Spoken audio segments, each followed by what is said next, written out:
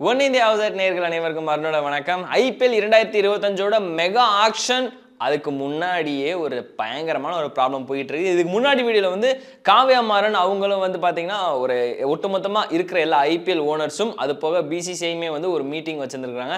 அதுல காவ்யா மாறன் என்ன சொன்னாங்க அப்படின்னு சொல்லிட்டு தனியா ஒரு வீடியோல பார்த்துருப்பீங்க. இதுல வந்து முழுக்க ஒரு 3 பிரான்ச்சைஸ் வந்து பயங்கரமா மல்லு கட்டி இருக்காங்க. அதுல வந்து யார் யாருன்னு சொல்லிட்டு பாத்தீங்கன்னா ஷாருக் கான் நம்ம கேகேஆர் அதோட ஓனர், அது போக பாத்தீங்கன்னா பஞ்சாபோட வந்து கோ ஓனர், பஞ்சாப் நம்ம டீம் இருக்குல்ல பஞ்சாப் கிங்ஸ், ஸோ அவங்களோட கோ ஓனர் தான்.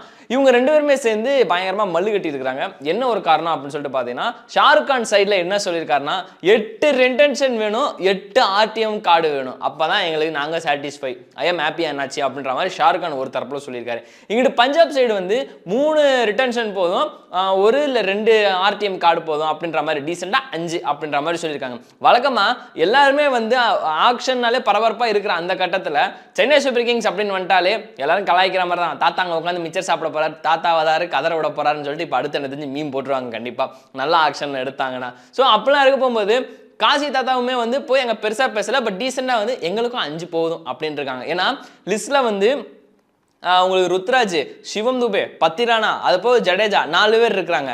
நீங்க தலையை விட முடியுமா?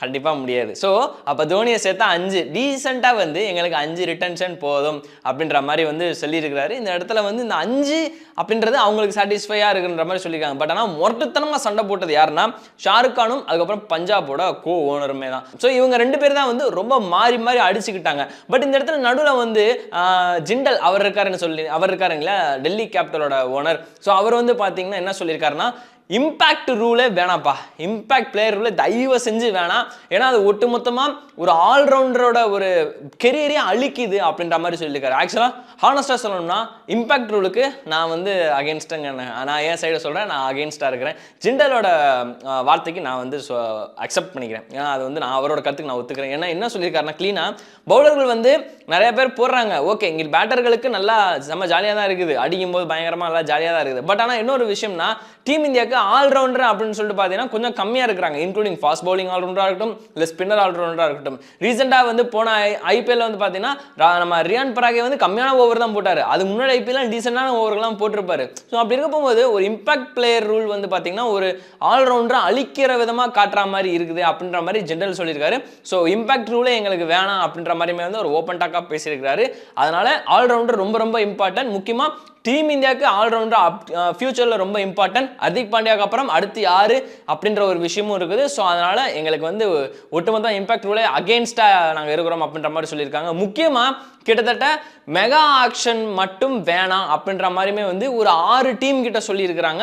பாக்கி உள்ள 2-3 டீம்கள் தான் வந்து மெகா ஆக்ஷன் வேணும் அப்படின்னு சப்போர்ட் பண்ணியிருக்காங்க. யாருன்னு சொல்லிட்டு பார்த்தீங்கன்னா பஞ்சாப் சப்போர்ட் பண்ணியிருக்காங்க, அதுபோல் ஆர்சிபி சப்போர்ட் பண்ணியிருக்காங்க. இந்த மாதிரி ஒரு சில டீம்கள் மட்டுமே சப்போர்ட் பண்ணியிருக்காங்க.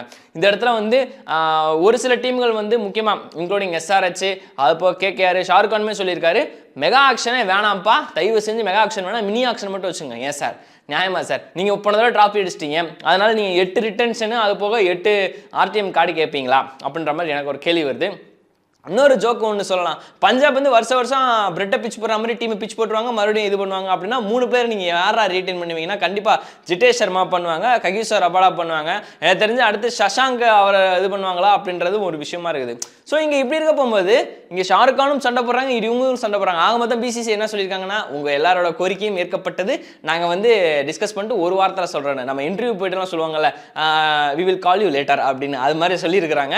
ஸோ இதில் ஆக மொத்தம் வந்து எப்படிலாம் இது பண்ண போகிறாங்களோ ரிசல்ட் எப்படி வரப்போகுதுன்றது தெரியல. பட் ஆனால் இந்த மாதிரி பலமான சண்டைகள் போயிருக்குது. பட் ஜிண்டல் அவங்களோட கருத்துக்கு வந்து நான் seriously I rice my hands bro அப்படின்ற மாதிரி தான் சொல்கிறேன். ஏன்னா நல்ல ஒரு பாயிண்ட்டை வேலிடாக சொல்லியிருக்காப்ல. சென்னை சூப்பர் கிங்ஸ் சார்பாக வந்து 5 ரிட்டன்ஷன் போதுன்னு இருக்காங்க. பார்க்கலாம் யாரோட கோரிக்கை ஏற்கப்பட்டு விசிசி இந்த மாதிரிலாம் சொல்ல போகிறாங்க அப்படின்ற ஒரு விஷயம் இருக்குது, பொறுத்திருந்தா பார்க்கணும். உங்களோட கமெண்ட் என்ன கீழே பதிவு பண்ணுங்கள். எப்படி நான் இங்கே ஒரு சில விஷயங்கள்லாம் பண்ணியிருப்பேன், அதுக்கு சேர்த்து கமெண்ட் பண்ணுங்கள். பார்க்கலாம் யாரோட கமெண்ட் எப்படி இருக்க போகுதுன்னு. வேற வழியில் நான் உங்களை சந்திக்கிறேன். அன்டில் தென் வணக்கம்.